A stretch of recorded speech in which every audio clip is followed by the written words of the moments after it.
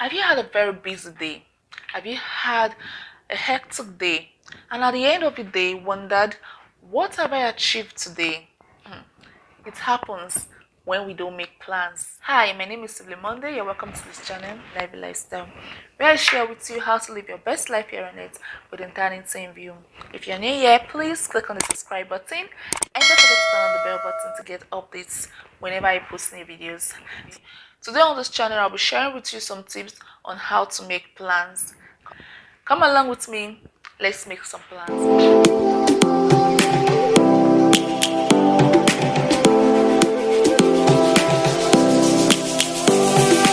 First things first, what is planning? If we don't know what planning is, then we might not why you need to make plans. Well, some people might feel it's not necessary to make plans. I just get into my day and get along, and as the day comes, whether you like it or not, the quote by Benjamin Franklin that says, if you fail to plan, then you are planning to fail, is valid. At the beginning of the year, many of us have goals.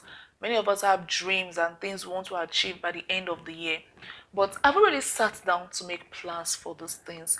Have we sat down to decide how we want to achieve those goals, the step-by-step ways of how you want to achieve those things, that by the end of the year you'll be able to say, oh yes, I've done this check, this check, this check, and all that. That being said about planning, let's get right into it. What are the benefits of planning? Why should you plan? And why some people might think they don't have any reason to plan. Here are some benefits why I think you should make plans.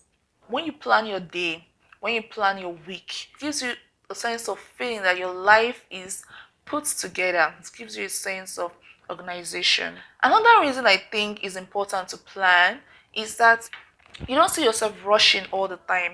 For instance, like I know when I wake up in the morning, and especially when I wake up late and I don't make plans the previous night, spend that morning rushing into everything. When you rush into doing things, there are tendency of making mistakes, the tendency of the things not coming out good as you would have wanted it to come out. But if you had planned those things ahead of time, you won't need to rush. Making plans give you this calmness. You go at a steady pace, not on a rush. You are not placed on a high jump.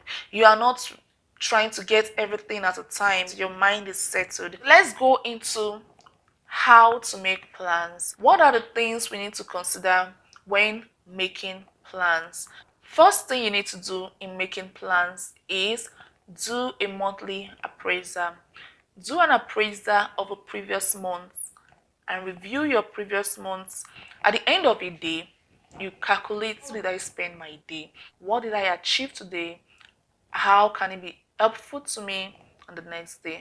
Say what you've achieved and what you couldn't achieve. That will help you in making plans for the next month or the next week or the next day, whichever you are making plans for.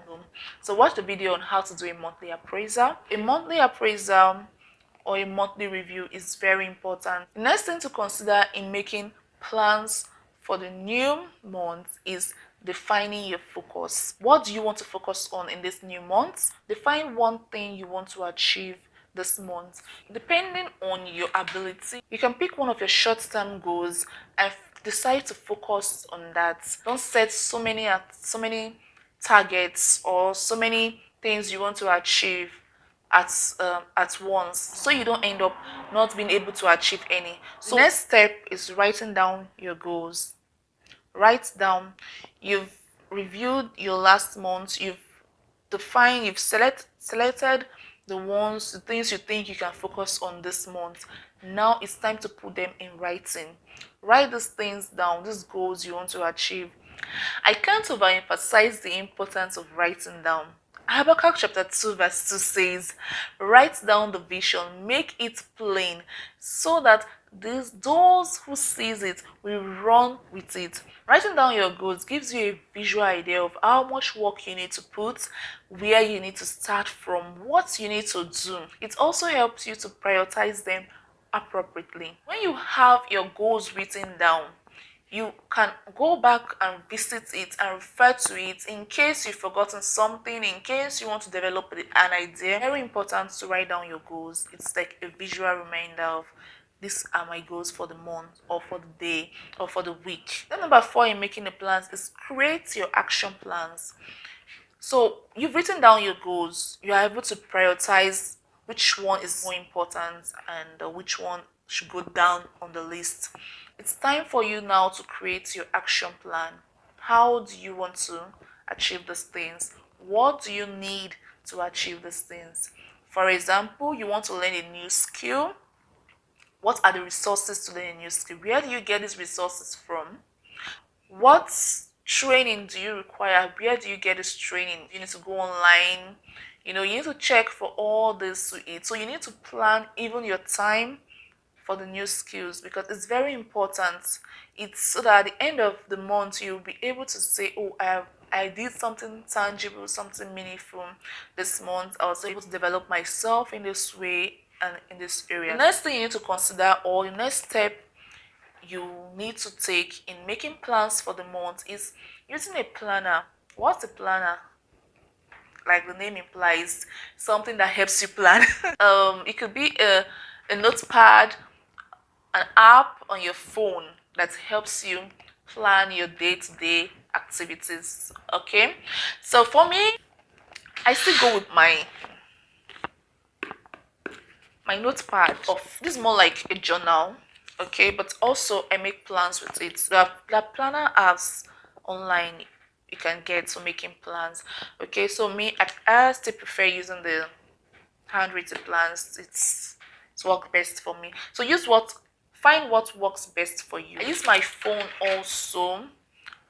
What I do basically with my phone is I use Google Calendar. Yes, Google Calendar help me set reminders for certain days I don't want to miss, the timing and all that. Okay, I use things like the notice board. Notice board, it helps me set also a visual reminder of the things I need to do on a daily basis. Also, having a planner helps you remember the plans you made at the beginning of the month, the goals you set, the goals you've written down, so that even at the middle of the month you can remind yourself of these things. Last but not the least, you need to be flexible. In case of impromptu circumstance, something can just come up in the middle of nowhere, what you didn't plan for. So in fact, you need to plan for impromptu occurrences. It gives you allowance for in case you didn't meet up with your goals, in case you didn't achieve some things, you are able to work on that, get better. So just allow yourself to be flexible. Don't be too rigid about it. The Bible says in Proverbs chapter 16 verse 1, we make plans, but God decide. So it's our own place to make plans as human beings, but let's commit our ways to God. Proverbs chapter 3 verse 5 and 6 says, trust in the Lord with all your heart and lean not on your own understanding. In all your ways, acknowledge him and he shall direct your paths. Trust in the Lord that every step of the way he will lead you and guide you in achieving those plans and achieving those goals you've set for yourself. So if you're not the type that make plans, it's not too late to start. Make your plans for the months and see yourself being more productive as you go into the new months. I hope you enjoyed this video. Please give this video a thumbs up and leave a comment below if you have more ideas on how to make plans or why we should make plans, or if you don't think it's important to make plans, please leave a comment in the comment section below. Also, share this video. If you haven't subscribed to the channel, please hit the subscribe button and see you in my next video.